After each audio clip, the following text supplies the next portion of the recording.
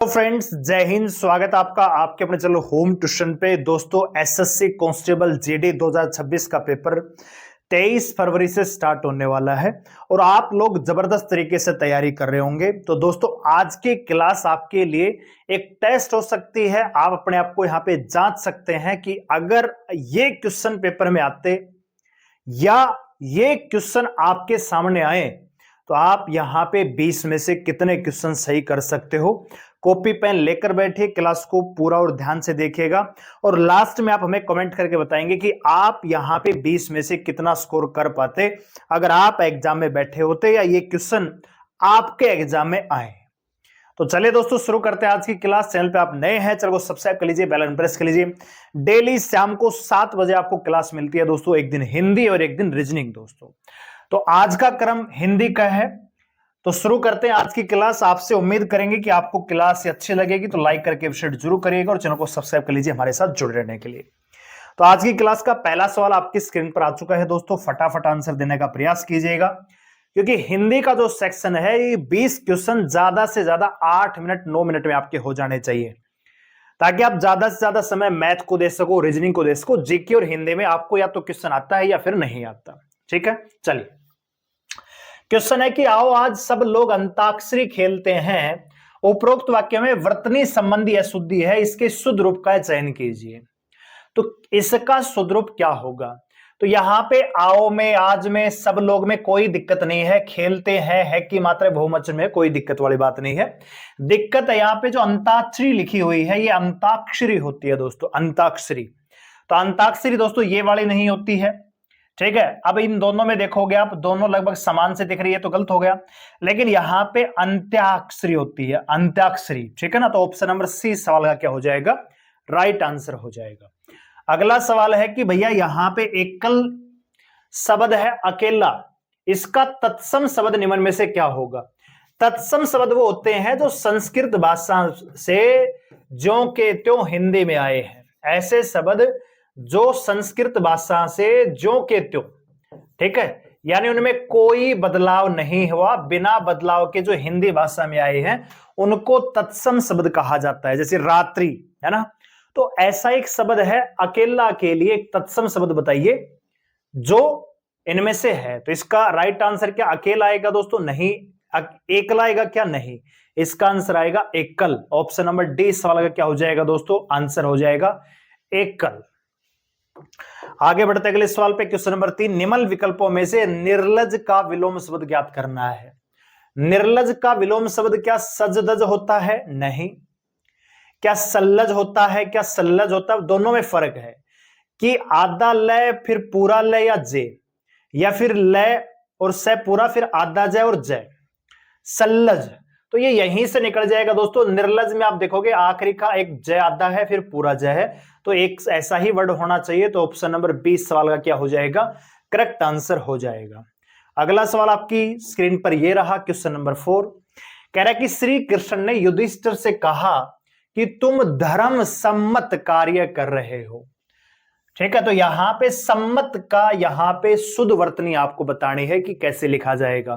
क्या सम्मत ऐसे लिखा जाएगा, ये लिखा जाएगा, ये लिखा जाएगा, या ये लिखा जाएगा? तो युधिष्ठिर सम्मत का मतलब होता है के अनुसार। सम्मत का मतलब होता है के अनुसार। सम्मत का मतलब होता है कि जिसमें सभी सहमत हों, है ना। सम्मत का मतलब सभी का मत हो। आप ऐसी बात कर रहे हो जिससे सब लोग सहमत हो जाते हैं, उसको बोलते हैं सम्मत। तो यहां पे जो राइट आंसर आएगा दोस्तों, ऑप्शन नंबर सी आएगा, सम्मत यहां पे सही लिखा हुआ है। अगला सवाल देखिए, क्वेश्चन नंबर 5। कह रहा है कि निम्नलिखित मुहावरे के रिक्त स्थान के सर्वाधिक उपयुक्त शब्द का प्रयोग कीजिए। आटा दाल का खालिस्तान मालूम होना। जब कोई हमें ज्यादा बात करता है तो हम क्या कहते हैं? क्या तेरे को आटा दाल का भाव पता है क्या? या ये कहते हैं कि आपको आटा दाल का दाम पता है कितना है? नहीं।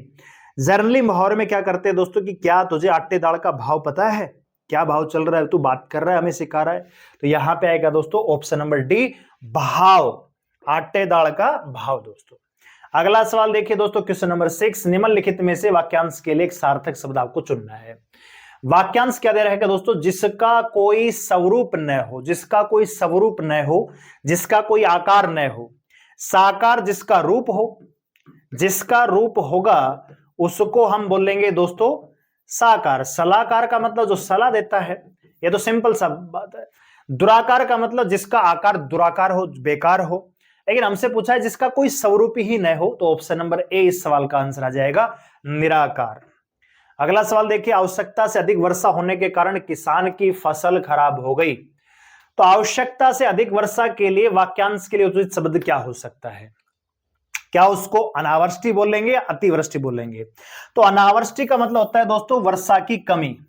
ठीक है दोस्तों, अनावृष्टि का मतलब क्या होता है? वर्षा की कमी। दोस्तों यहां पे तो अधिक हो रही है, तो यहां पे आ जाएगा अतिवृष्टि। अतिवृष्टि, वर्षा बहुत ज्यादा होगी तो क्या होगी दोस्तों?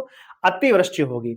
अकाल का मतलब आप जानते हो, इसका मतलब होता है सूखा। जब सूखा, बारिश ही ना हो, बारिश या तो कम होगी तो अनावृष्टि, ज्यादा होगी तो अतिवृष्टि, होगी ही नहीं तो अकाल पड़ जाएगा। तो इस सवाल का जो राइट आंसर आएगा ऑप्शन नंबर डी, अतिवृष्टि होगा। अगला सवाल देखिए, निम्नलिखित वाक्यांश में स्थानवाचक, ध्यान से देखिएगा दोस्तों, स्थानवाचक क्रिया विशेषण संबंधी त्रुटि की पहचान कर वाक्य को शुद्ध करें। वाक्य यह है कि वह कल सो रहा था। अब इसमें त्रुटि है, उसको सही करना है और चेंज करना है किसमें दोस्तों? स्थानवाचक। स्थान का मतलब ऐसे क्रिया विशेषण शब्द जिनसे हमें स्थान का बोध होता हो। ठीक है, वह बाहर जा रहा है, वह अंदर आ रहा है, वह सीढ़ियां चढ़ रही है, वो उधर खेल रहे हैं, तो हमें स्थान का बोध हो रहा है, वैसा आपको यहां पे बताना है। तो वह आराम से सो रहा था, नहीं।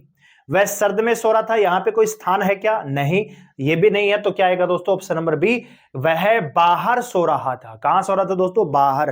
वह अंदर सो रहा था। स्थान का बोध होना जरूरी है। अगला सवाल देखिए, निम्नलिखित में से एक वचन से संबंधित वाक्य कौन सा होगा? कुछ लड़के, तो ये कौन सा होगा दोस्तों? बहुवचन हो गया। घोड़े, घोड़ा सिंगल होता है, घोड़े क्या होते हैं? बहुवचन। ये भी मेरा आंसर नहीं होगा। आप लोग, एक लोग के लिए तो आप कह सकते हो, तो आप लोग का मतलब ये भी बहुवचन की बात हो रही है। इस शाखा को मत तोड़िए, तो ये किसकी बात हो रही है दोस्तों? एक वचन स्वरूप की यहां पे बात हो रही है। तो सवाल का आंसर क्या आएगा? Option number D. सेशन अगर आपको अच्छा लगा तो लाइक करें, एप्रिशिएट जरूर करिएगा। डेली हमारे साथ जुड़ सकते हैं शाम को 7 बजे। आज हमें हिंदी कर रहे हैं, कल हम रीजनिंग के साथ जुड़ेंगे। टॉप के 20 सवाल। कह रहा है कि अनेक लोग उस विनाशकारी प्रलय का शिकार हुए।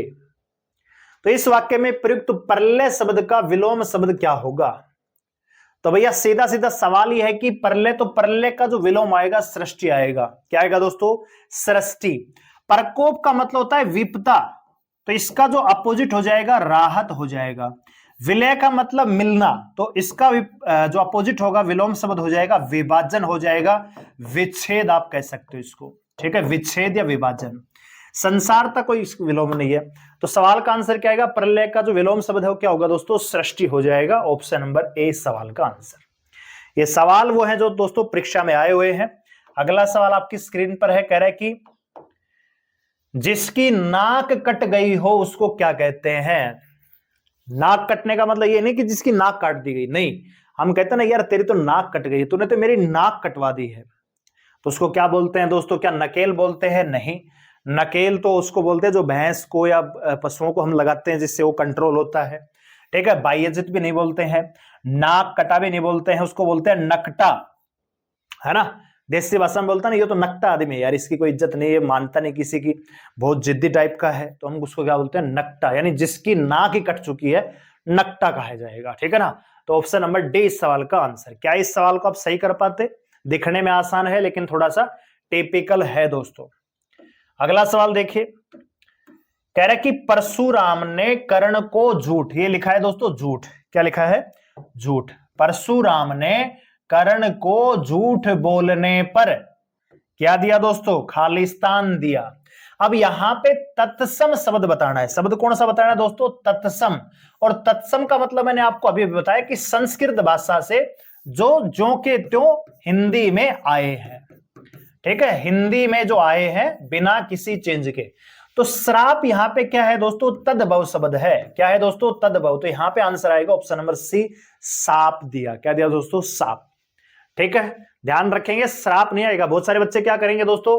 झूठ बोल रहे हैं, कर्ण क्या दिया? श्राप दिया। लेकिन आप क्वेश्चन को ध्यान से पढ़िए, तत्सम शब्द पूछा है। तत्सम का मतलब जो प्राचीन उसका शब्द है। ठीक है ना। तो ऑप्शन नंबर सी सवाल का राइट आंसर। अगला सवाल देखिए, दिए गए वाक्य में शब्द या वाक्य खंड को बदलिए। मेरा नाम ही आनंद कुमार जी है। अब इसका शुद्ध रूप क्या हो सकता है, सेंटेंस को पढ़ के आप बता सकते हो। मेरा नाम श्री आनंद कुमार है, मेरा नाम आनंद कुमार श्री है, मेरा नाम आनंद कुमार जी है, नहीं, मेरा नाम आनंद कुमार है या मेरा नाम श्री आनंद कुमार है। जब आप किसी से, आपसे कोई नाम पूछता है कि भैया आपका नाम क्या है, तो आप ये बताते हो कि मिस्टर संदीप, या मेरा नाम श्री संदीप है, श्री प्रवीण है, श्री राहुल है, नहीं, आप सीधा बताते हो कि मेरा नाम भैया राहुल है। ठीक है ना, तो ऑप्शन नंबर डी सवाल का क्या हो जाएगा, करेक्ट आंसर हो जाएगा। अगला सवाल देखिए, दिए गए शब्द का उचित विलोम शब्द आपको चुनना है। इही लोग, तो ई लोग का मतलब है यह लोग, इसका विलोम आ जाएगा परलोक, जो दूसरा संसार है परलोक बोलते हैं। ठीक है, जबकि सवलोक आलोक ये कुछ है शब्द है नहीं ऐसे, इससे ही मिलते जुलते यहां पे दे दिए गए हैं। ठीक है, तो ई लोग का जो विलोम शब्द बनेगा परलोक बनेगा। ऑप्शन नंबर बी इस सवाल का राइट आंसर हो जाएगा। क्वेश्चन नंबर 15 कह रहा है कि अक्षर का खालिस्तान है और रंग को भी खालिस्तान कहा जाता है। ऐसा कौन सा शब्द है जो दोनों रिक्त स्थानों के लिए उपयुक्त होगा। एक शब्द है जो दोनों जगह फिट हो जाएगा। तो यहां पे अगर जाति रखोगे, मान लीजिए आप लिख रहे हो जाति, तो अक्षर का अर्थ जाति है और रंग को भी जाति कहा जाता है, रंग को जाति नहीं कहा जाता। रूप लिखोगे, अक्षर का अर्थ रूप होता है क्या, नहीं, तो यहां पे सही आंसर क्या आएगा, ऑप्शन नंबर सी आएगा। अक्षर का अर्थ होता है वर्ण, वर्णमाला होती है, और रंग को भी हम क्या बोलते हैं दोस्तों, वर्ण, श्याम वर्ण बोलते हैं ना, श्याम वर्ण, भाई जो सांवला होता है उसको श्याम वर्ण बोलते हैं। तो वर्ण का अर्थ यहां पे अक्षर भी है और रंग भी है, तो ऑप्शन नंबर सी सवाल का करेक्ट आंसर। निम्नलिखित वाक्य को ध्यानपूर्वक पढ़े और वाक्य में प्रयुक्त त्रुटिपूर्ण शब्द की पहचान कीजिए। ठीक है, कहानी हमारे व्यक्तित्व को एक दर्पण की भांति हमारे सामने प्रेषित करती है।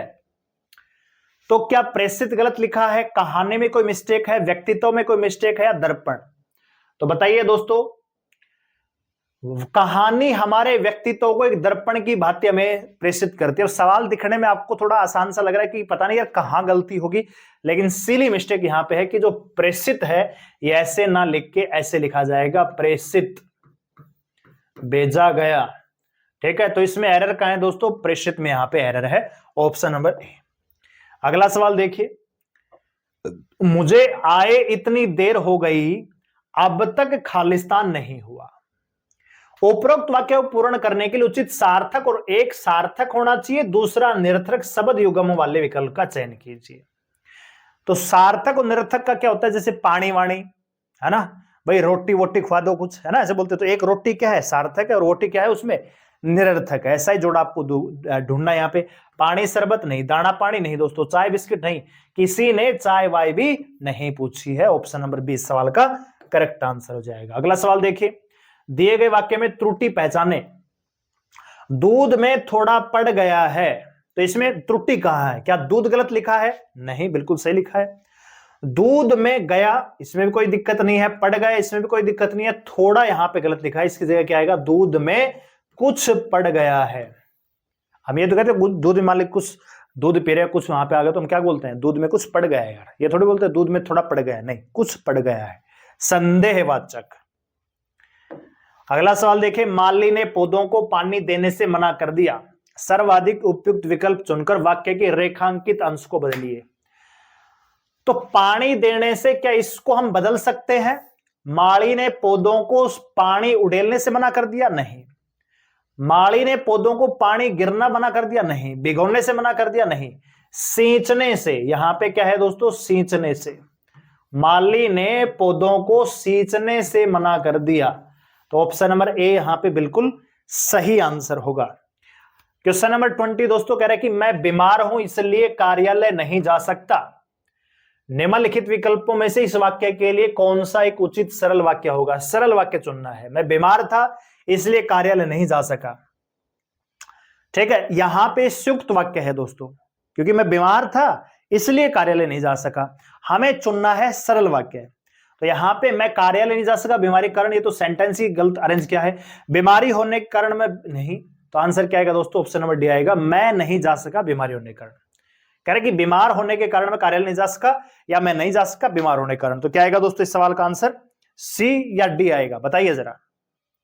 क्या सी आएगा या डी आएगा? तो दिखने में तो डी लग रहा है, नहीं सही, इसका उच्चारण भी सही होना चाहिए, अरेंजमेंट भी सही होना चाहिए।